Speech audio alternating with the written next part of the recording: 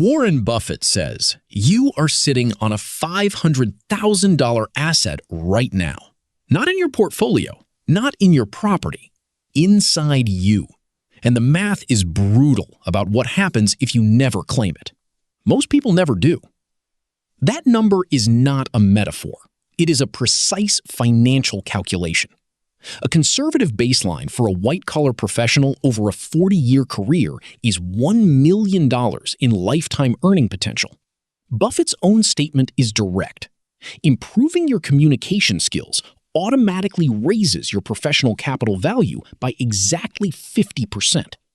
50% of $1 million is $500,000. That is the value sitting unclaimed. Before we go further, if you are here, you are already asking the right questions. That discipline matters. If this channel sharpens your thinking about long-term financial decisions, consider subscribing. The commitment signals something real about your relationship with your own future. And when you finish this video, drop your core investment philosophy in the comments. This community is building something closer to a global masterclass than a comment section. Everything discussed here is for educational purposes only and does not constitute financial advice. Treat it as a framework for thinking, not a prescription for action. Traditional assets, savings accounts, government bonds, equities, even real estate, are all exposed to the same erosive forces simultaneously. Inflation destroys purchasing power. Central bank policy rate hikes suppress asset valuations. Currency depreciation imports additional price pressure. All three weapons firing at once. This is not abstract. Ukraine's macroeconomic data in 2026 is a real-time case study in exactly this scenario. By April 2026, headline inflation had re-accelerated to 8.6% year-over-year, the highest level in 5 months. Food inflation hit 9.7%. Transportation costs surged 11.3%. The National Bank of Ukraine held its key policy rate at a restrictive 15% in direct response.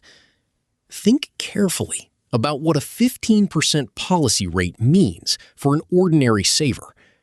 The cost of borrowing becomes prohibitive.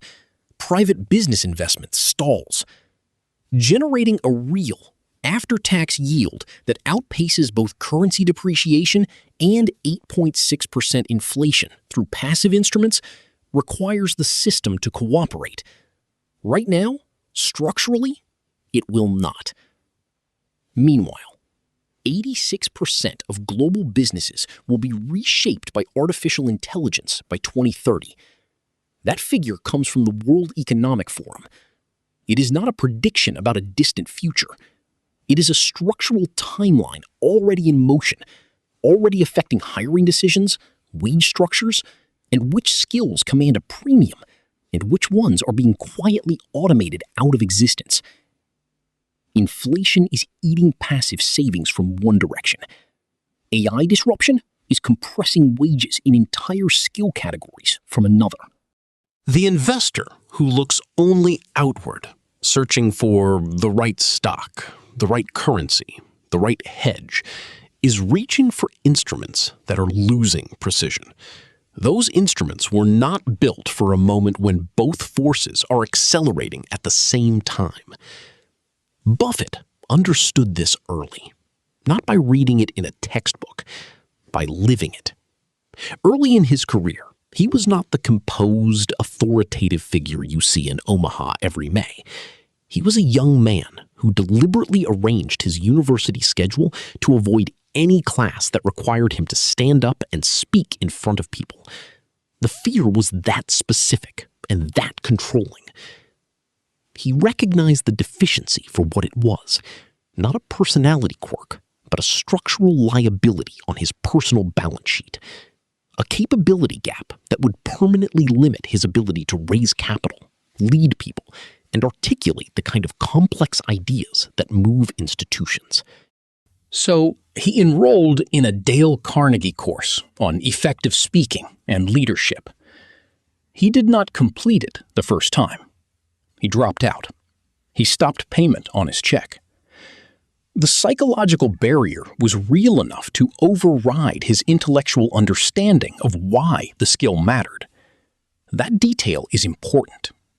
It means the gap between knowing an investment is valuable and actually making it is not a logic problem. It is a behavioral one.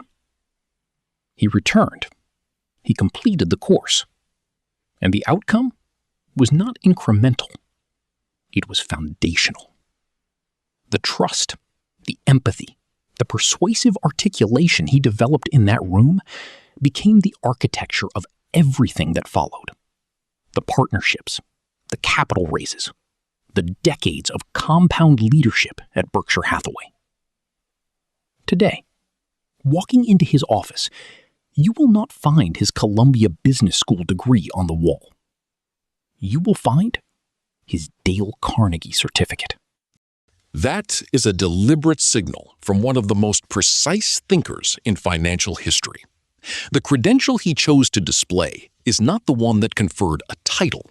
It is the one that conferred a capability.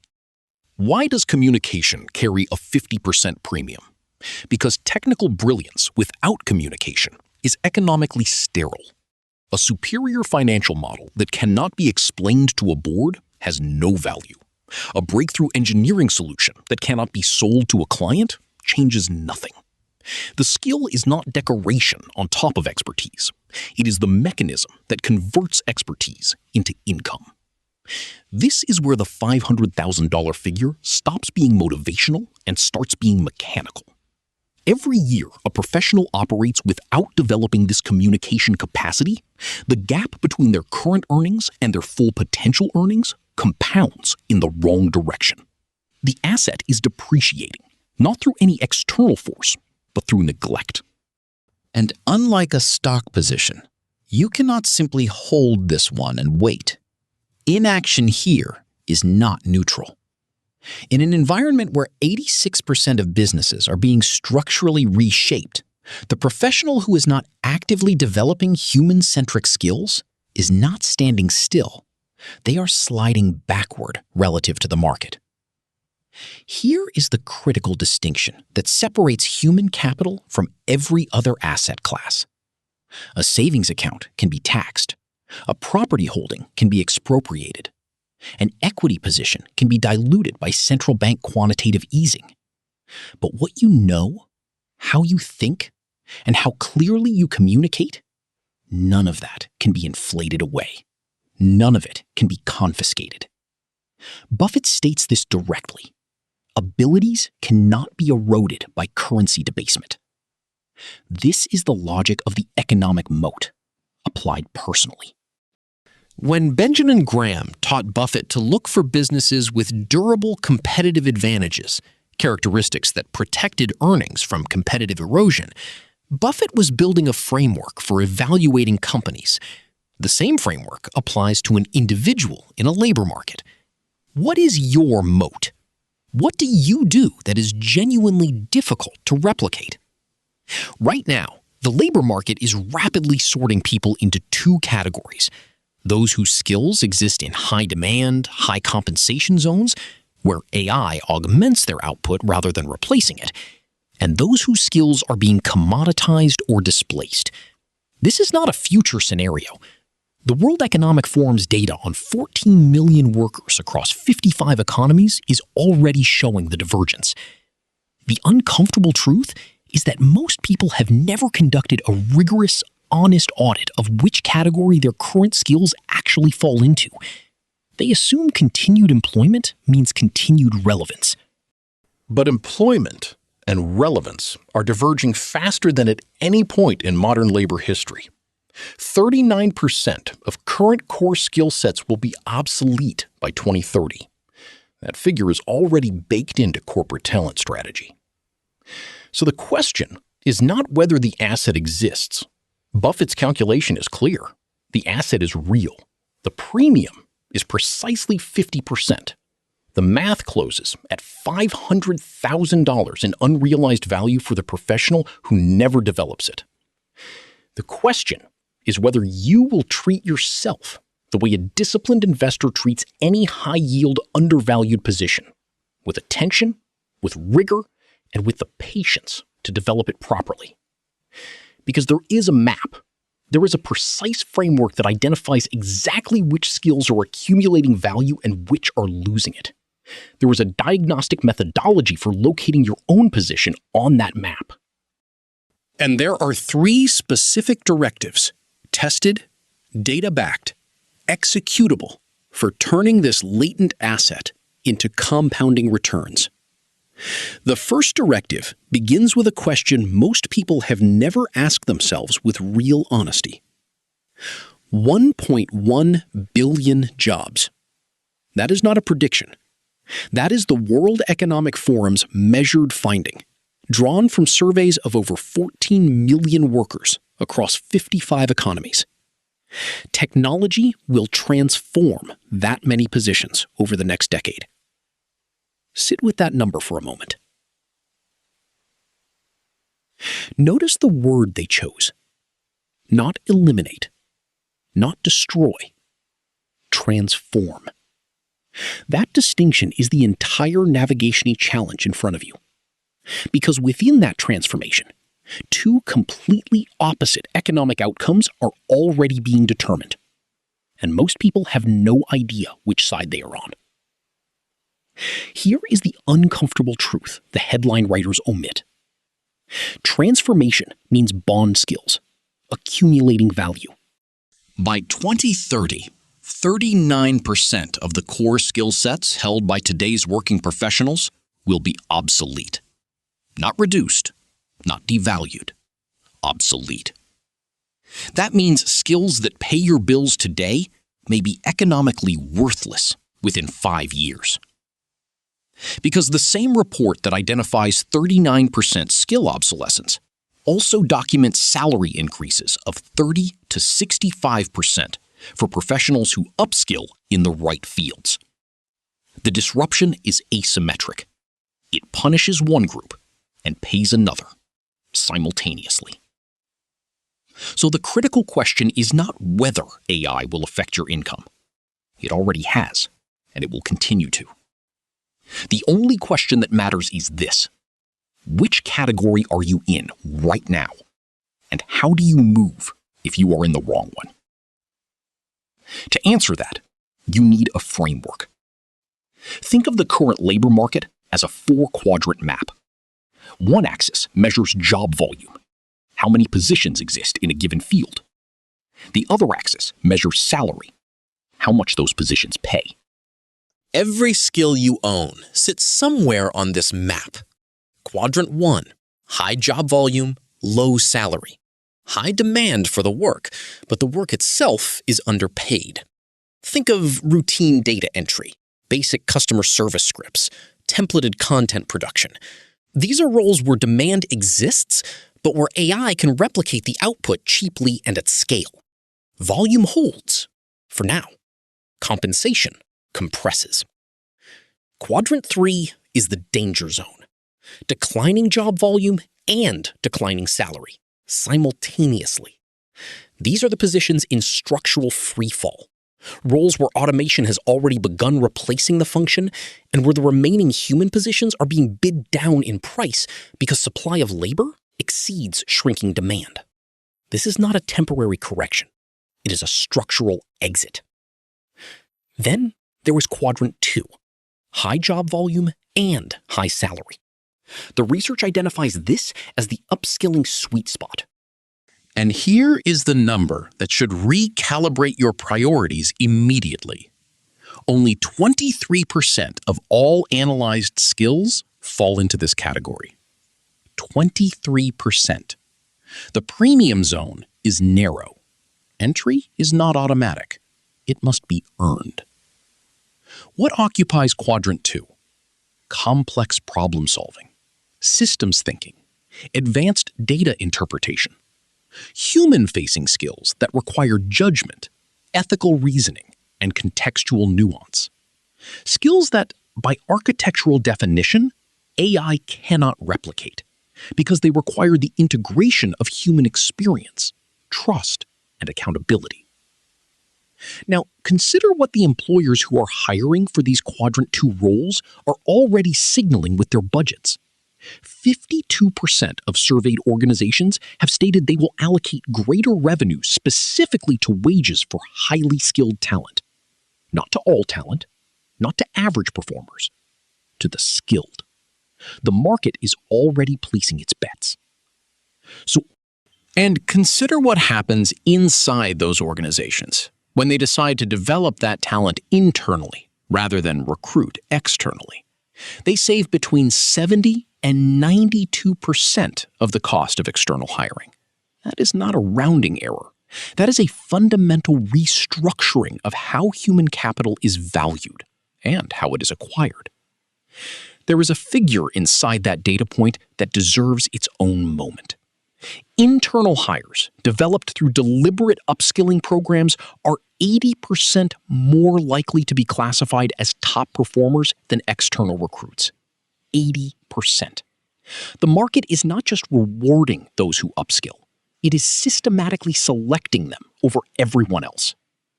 Now, bring this back to ground level. In Ukraine specifically, over 60% of businesses are currently reporting severe labor shortages. Not a talent surplus, a shortage. In an environment of active economic stress, the scarcity premium on skilled labor is being amplified further. Supply is insufficient. Demand is structural and urgent. This creates a precise economic condition.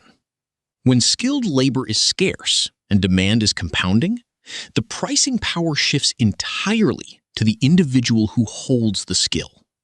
That is not a motivational statement. That is supply and demand operating exactly as it always has, rewarding scarcity with premium compensation. Here's what most people do wrong with this information. They hear upskilling and they begin accumulating certifications, indiscriminately, reactively, without a map. They chase credentials without knowing which quadrant those credentials actually place them in. The certificate becomes the goal. The market position was supposed to be the goal. Random skill acquisition is not a strategy. It is noise. And in a labor market where 39% of skills will be obsolete by 2030, acquiring the wrong skills, even aggressively, produces no return. It produces the illusion of progress, while the underlying position deteriorates. The strategic discipline required here is the same discipline that separates a sound investment from speculation. You do not buy a business because it feels productive to buy something. You buy it because you have analyzed its competitive position and its durable earning power. The same logic applies to every hour you invest in yourself. 4 quadrants.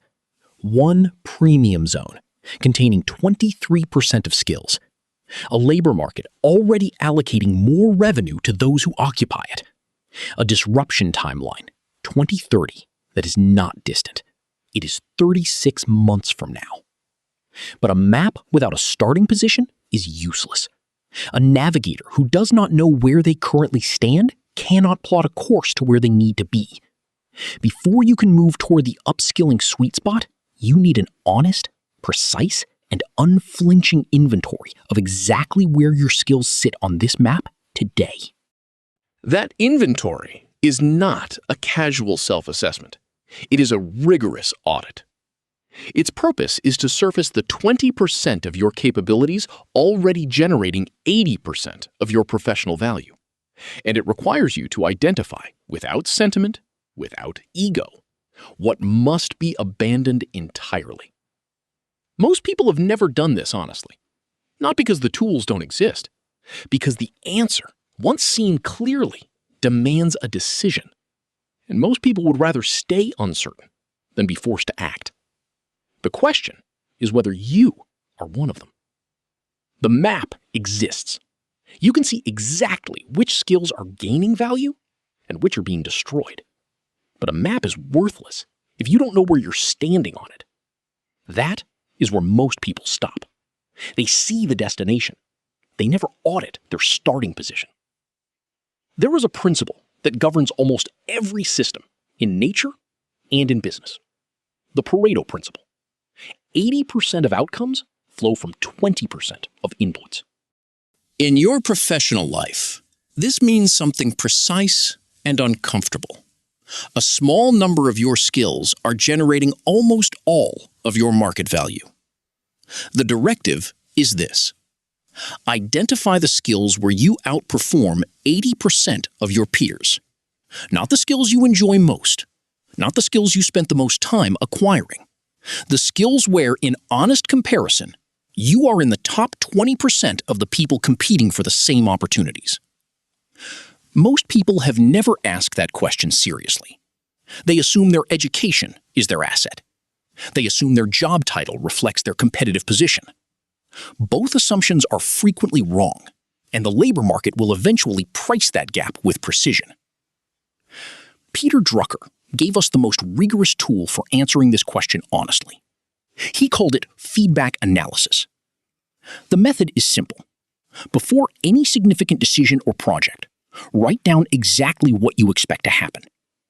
Then, 9 to 12 months later, compare those expectations against the actual outcomes. What this practice reveals over time is not what you believe about yourself. It reveals what is actually true. Drucker argued that most people are surprised by the results. Strengths they assumed they had turn out to be ordinary. Capabilities they underestimated turn out to be exceptional. The gap between self-perception and market reality is where most careers stall. There is a second diagnostic tool: Clifton Strengths. The formula it operates on is not complicated. Talent multiplied by investment equals strength. Raw aptitude without deliberate development remains a latent asset. It is potential, not performance. The audit converts the inventory of what you have into a blueprint for what to build. Here is the question that resets your thinking at this stage. Are you building on your strongest 20%?